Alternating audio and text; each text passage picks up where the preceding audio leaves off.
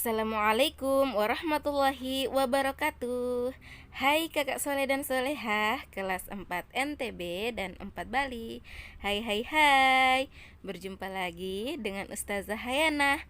Nah kakak, sebelum kita memulai pembelajaran hari ini, kita berdoa dulu ya, agar pembelajaran kita hari ini dapat berjalan dengan baik dan lancar. Sika berdoa, doa hendak belajar. Bismillahirrahmanirrahim. Rabbi zidni ilma warzuqni fahma. Amin ya rabbal alamin. Kakak soleh dan solehah, hari ini kita akan belajar PAI, Pendidikan Agama Islam, bab 14 dengan judul Pahlawan Muslim dan Wali Songo. Baik kakak soleh dan solehah, hari ini kita akan belajar mengenai pahlawan muslim dan wali-wali Allah. Nah, tujuannya agar kakak dapat mengetahui dan menceritakan kisah mereka, serta dapat meneladani sifat-sifat terpuji dari pahlawan muslim dan wali-wali Allah. Baik kakak soleh dan solehah, kita masuk pada materi yang pertama ya, kisah para pahlawan muslim. Kisah yang pertama yaitu kisah perjuangan Pangeran Diponegoro. Nama asli Pangeran Diponegoro adalah Ontowiryo, lahir tanggal 11 November 1785 di Kraton Yogyakarta, yang saat itu diperintah Sultan Hamengkubuwono ke-1.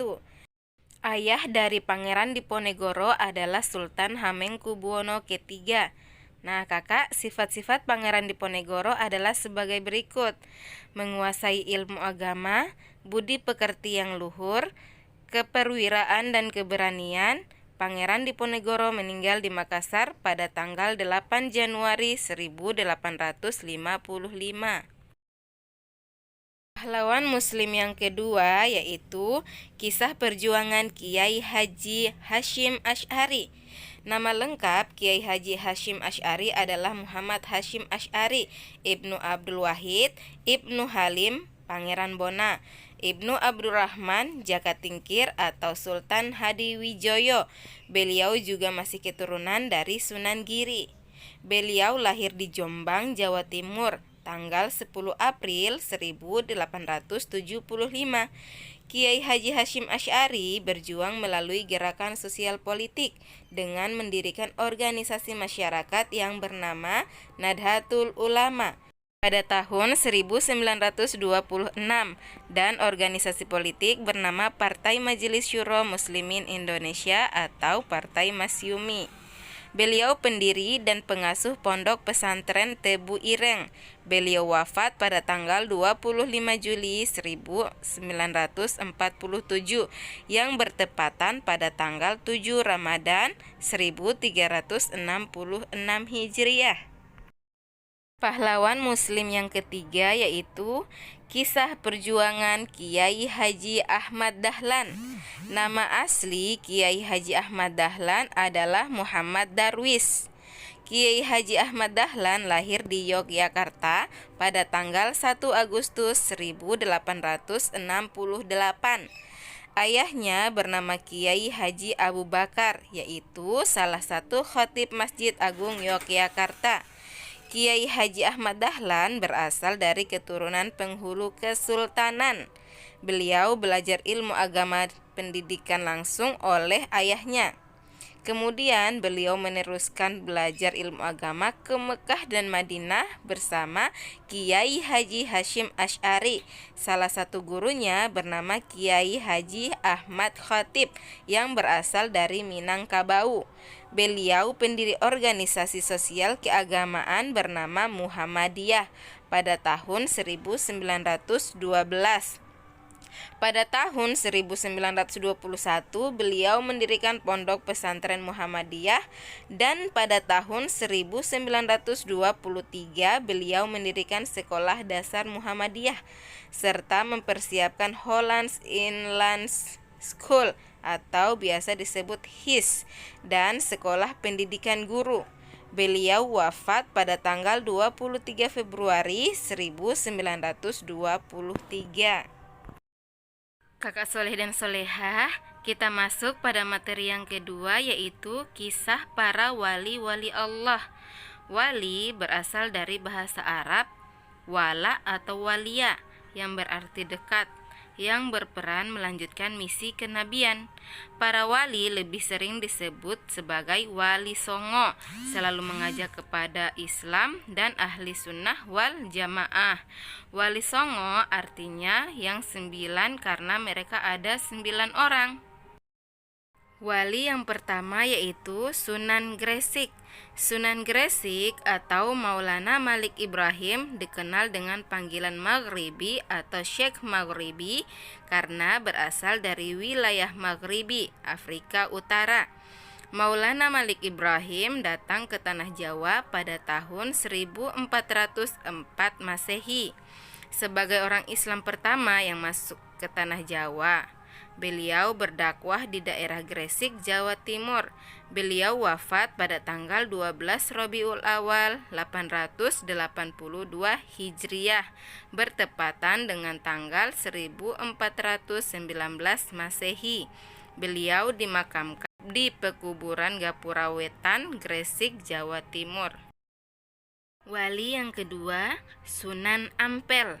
Nama asli Sunan Ampel adalah Raden Rahmat, lahir pada tahun 1401 Masehi. Beliau adalah putra Maulana Malik Ibrahim dari istri yang bernama Dewi Chandrawulan. Beliau salah satu penggagas berdirinya pesantren di Ampel Denta. Beberapa putra dan murid beliau menjadi anggota Wali Songo. Mereka adalah Sunan Giri, Sunan Bonang, Sunan Derajat, Sunan Kalijaga, Sunan Muria, Raden Patah, Sunan Kudus, dan Sunan Gunung Jati.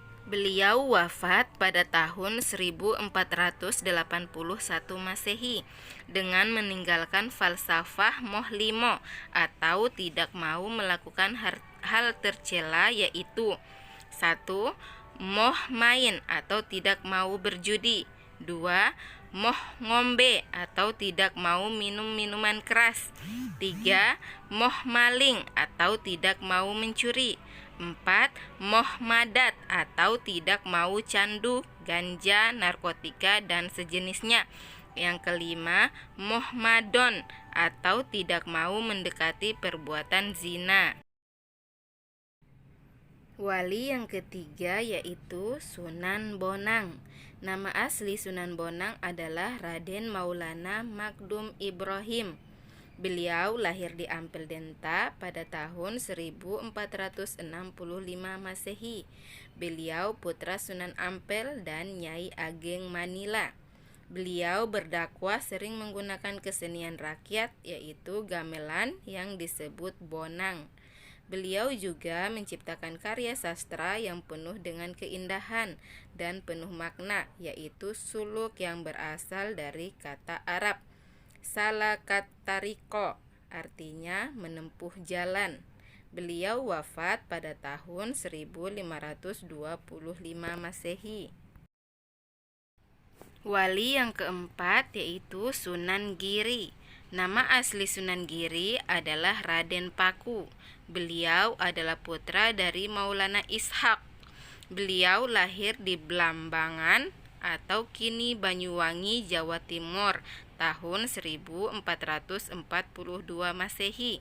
Sunan Giri terkenal memiliki ilmu laduni atau ilmu yang datang langsung dari Allah tanpa melalui belajar dari manusia. Sunan Giri mendapat gelar Ainul Yaqin, artinya orang-orang menyebutnya sebagai Sultan Abdul Fakih.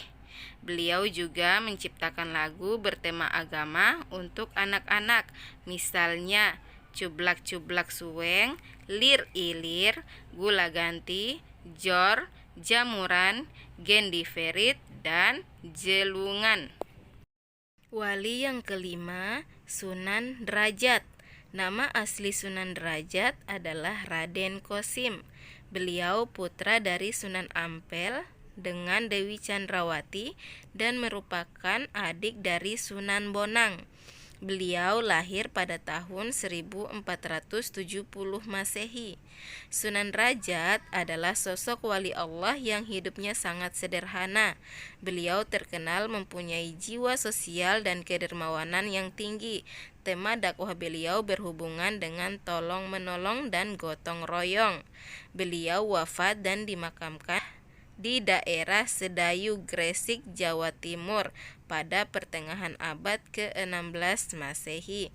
Masyarakat awam mengenalnya sebagai Sunan Sedayu. Wali yang keenam yaitu Sunan Kalijaga. Nama asli dari Sunan Kalijaga adalah Raden Said. Beliau adalah putra dari Adipati Tuban yaitu Tumenggung Wilatikta yang disebut Raden Sahur, dan ibunya bernama Dewi Nawangrum. Beliau lahir sekitar tahun 1450 Masehi.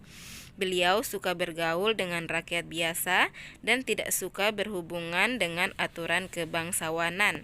Beliau mengembangkan dakwah Islam melalui kesenian wayang purwa atau wayang kulit dan gamelan, tembang, seni ukir, seni busana, seni pahat, dan kesastraan. Beliau juga ikut merancang pembangunan Masjid Agung Demak. Beliau wafat dan dimakamkan di Kadilangu, Demak, Jawa Tengah. Wali yang ketujuh yaitu Sunan Kudus. Nama asli dari Sunan Kudus adalah Raden Jafar Shadiq. Beliau adalah putra dari Raden Usman Haji yang bergelar Sunan Ngudung di Jipang, Panolan. Sunan Kudus dikenal sebagai Al-Alim, yaitu seorang wali yang memiliki pengetahuan yang luas berbagai bidang agama. Dakwah yang dilakukan Sunan Kudus mirip dengan Sunan Kalijaga. Beliau memiliki kehalusan sifat dan kehati-hatian. Beliau wafat dan dimakamkan di daerah Kudus, Jawa Tengah. Kakak, kita masuk pada wali yang ke-8, yaitu Sunan Muria. Nama asli dari Sunan Muria adalah Raden Umar Said. Beliau adalah putra dari Sunan Kalijaga. Dakwah Sunan Muria menggunakan cara yang halus, seperti sunan yang lainnya, lewat kesenian dan yang lebih dikenal tembang sinom dan kinanti. Beliau suka menyendiri dan bergaul dengan masyarakat desa. Beliau wafat dan dimakamkan di Gunung Muria, 18 km sebelah utara kota Kudus. Kita masuk pada wali yang terakhir yaitu wali ke-9, Sunan Gunung Jati. Nama asli Sunan Gunung Jati adalah Syarif Hidayatullah. Beliau adalah putra dari Syarif Abdullah dan ibunya Nyai Rara Santang. Dalam berdakwah, beliau selalu mengutamakan musyawarah dengan wali yang lainnya di Demak. Sunan Gunung Jati mendirikan Kesultanan Pakungwati atau Kesultanan Cirebon. Beliau menyatakan raja yang pertama dengan gelar Sultan. Beliau wafat dan dimakamkan di daerah Cirebon, Jawa Barat dalam usia 120 tahun. Kakak soleh dan solehah, keteladanan yang patut kita contoh dari para pahlawan muslim dan wali songo yaitu yang pertama, keberanian mereka memperjuangkan kemerdekaan dan Islam. Yang kedua, kesabaran mereka menghadapi berbagai ujian. Yang ketiga, jiwa patriotisme dan cinta tanah air. Keempat, kegigihan mereka menyebarkan agama Islam. Dan yang terakhir, kelima, kerendahan hati mereka ketika bergaul dengan masyarakat. Baik kakak-kakak, semoga kita dapat meniru ya keteladanan dari kisah para pahlawan muslim dan wali songo. Kakak-kakak hebat, kita masuk pada intisari dari para pahlawan muslim dan wali songo. Yang pertama, sejak kecil Pangeran Diponegoro telah diberi pendidikan agama dan hal-hal yang berkaitan dengan kepemimpinan. Yang kedua, Kiai Haji Hashim Asy'ari adalah ulama dari Jombang, Jawa Timur, pendiri organisasi sosial keagamaan Nahdlatul Ulama. Yang ketiga, Kiai Haji Ahmad Dahlan adalah ulama dari Yogyakarta, pendiri organisasi sosial keagamaan yaitu Muhammadiyah. Yang keempat, Kiai Haji Hashim Asy'ari dan Kiai Haji Ahmad Dahlan mempunyai satu guru yang sama, yaitu Kiai Haji Ahmad Khotib yang berasal dari Minangkabau. Dan yang terakhir, Wali Songo berarti 9 wali. Mereka adalah Sunan Gresik, Sunan Ampel, Sunan Giri, Sunan Bonang, Sunan Derajat, Sunan Kalijaga, Sunan Kudus, Sunan Muria, dan yang terakhir Sunan Gunung Jati.